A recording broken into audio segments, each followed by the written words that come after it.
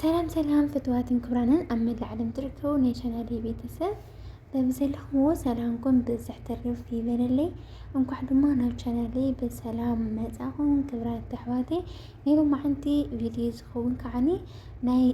ጅዳ ጽሕፈት ቤት ቆንስላ ጽሕፈት ቤት ኤምባሲ ማለት እዩ ሓድሽ ሓበሬታ ኣውፅኤሎ እንግዲህ ካብ ሕዚ ክሰርሖ ዝጸናሖ ቪድዮታት ማለት እዩ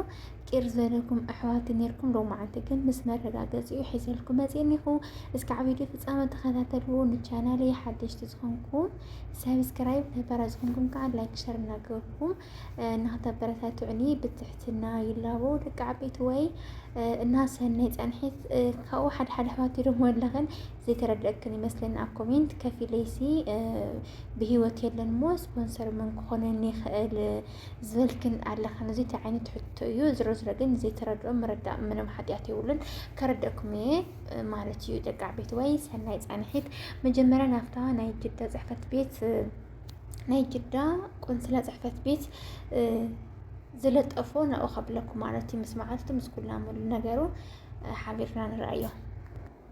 እንግዲህ ክብራት ተሕዋቴ ትጽሑፍ ንዓኻትኩም ከረአይኩም ተስፋ ይገብር ብደንብ ማህተም ምስተወቃዕዩ እንሂው ዕለት እውን ኣብ ላዕሊ እንሂኩም እና ኣነ ብደንብ ስለተረአየኒ ብኻልኣይ ስልከይ ገይረ ከም ብበልኩም እየ በአማርኛ እዩ ትርጉሙ ደግሞ ብትግርኛ ከመለሰልኩም እያ መጨረሻ ማለት እዩ እሺ ከምዚ ይብል ግንቦት 4 ቀን 2025 ዓመተ ምህረት ብሎ ይጀምራል ማስታወቂያ ለክቡራን በጅዳና በአካባቢው ለምትገኙ ኢትዮጵያውያን በሙሉ በሳውዲ አረቢያ የሰው ሀብትና ማህበራዊ ልማት ሚኒስቴር ከእሁድ ግንቦት 3 ቀን 2017 ዓመተ ምህረት ጀምሮ በሀገሪቱ ውስጥ የሚገኙ የቤት ሰራተኞችን ሁኔታ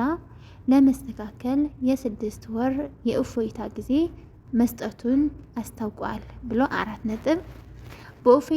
በእፎይታ የጊዜ ወርደቃ ቤቷ የአማርኛ ችግር ነው። በእፎይታ ጊዜ ገደብ ውስጥ ማስታወቂያ እስከ ተለቀቀበት ጊዜ ድረስ በቀጣሪዎቻቸው ወይም ደግሞ በከፊሎቻቸው እንደጠፉ ሪፖርት የቀረበባቸው በላቅ ወይም ደግሞ ሁሩብ ያለባቸው እና በህግ ወጥ መንገድ በሀገሪቱ ውስጥ በስራ ላይ የሚገኙ የቤት ሰራተኞች አስፈላጊውን ቅድመ ሁኔታ በመሟላት በአዲስ ቀጣሪ ስር መዘዋወር የምትችሉ መሆኑን ተቀምጧል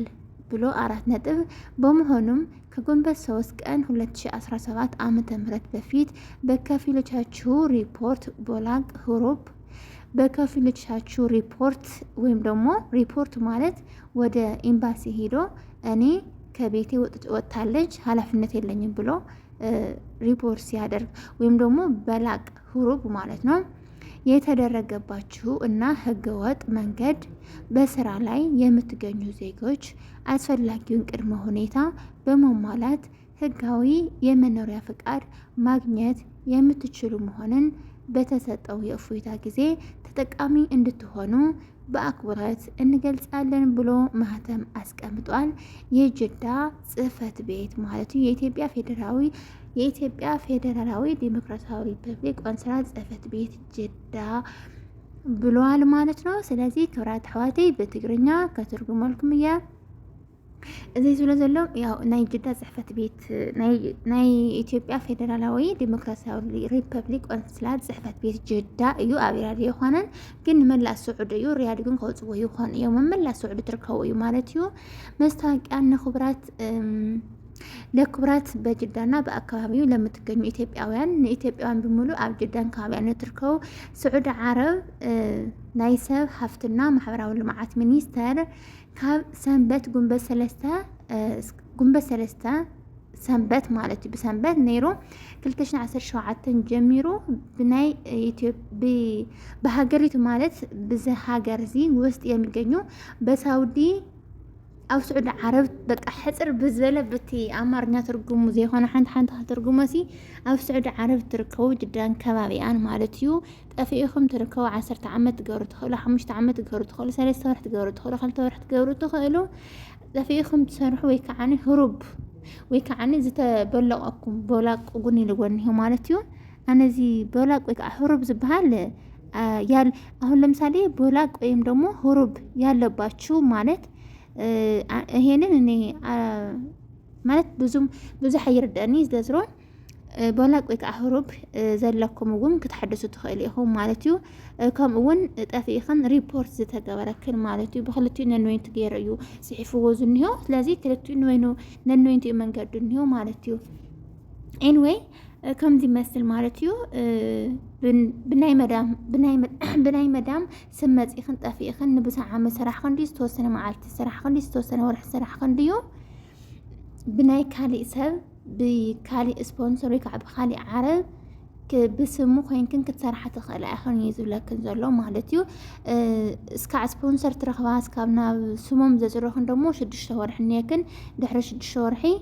انتاي كم زفطر هين فادتن ግን ሽዱሽተ ወርሒ ግዜ ገደብ ሂቡና እንሂው መስታወቂያኹም መስተኻኽሉ ጠፊኢኹም ዝነበርኩም መስታወቂያኹም ዝተበላሸወኩም ኣስተኻኽሉ ኢኹም ትበሃሉ ዘለኹም ስለዚ ኣነ ግን 3 ቪድዮ ኸውን ሰሪሕ ነይረ እያ ቅድሚ ሕዚ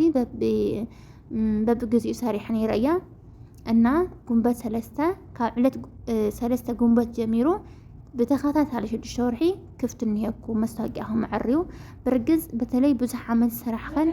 10 ዓመት ልዕሊኡ 10 ዓመት ልዕሊኡ ሰራሕኸን ብዓመት 600 ሪያል ዝሕሰብ እንግዲህ ናይ 10 ዓመት ከባቢ 600 ሪያል ክመጽዩ ካብኡኒ ናይቲ ቢሮ መስተኻኸል ደሞ 2000 ቅርሽ ኣሎ ናይ መታወቂያ ናይ ኢቃማ እውን 600 ቅርሽ ኣሎ ዝሮ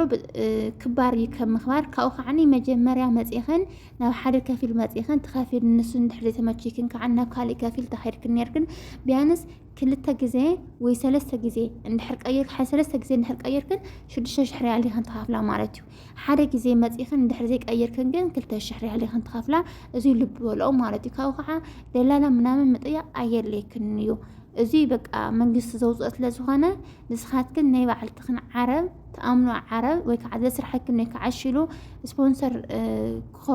خونا كن يجلو الشزبلة فقعدنا زخنا عرب ترحكن بعلتخن مود أي أونلاينون كود أي خال بأكلهم كيركم تودوا تخليهم هذا منجس لازف قاعدة منهم زفر رحنا كريه ولا تمعر ولا نعختكم مالتنا دللا منا متأخن جنزتكم كيتو اللعا كوخ عن بحريناتات بزيارة متأخن من يخون رنزل حضر جنزتكم كيتو اللعا أي يخون مالتيو زي متاقع خمزي زتبلغهم ويكعني ريبورت تقورن بتشايو امبر كالي اي ملكتن ببحر جلس زمصحنس اي خونن كيت شو ورا جنزكن كيت لعا 20 شهر ريال كفيل كعريده جلس بهال حاسوتي 100% مالتيو እና ከምዚ መስል ክብራት ሕዋተይ ሼር በልዎና ማሓዘትኩም ሰሰናዩ ባይ ባይ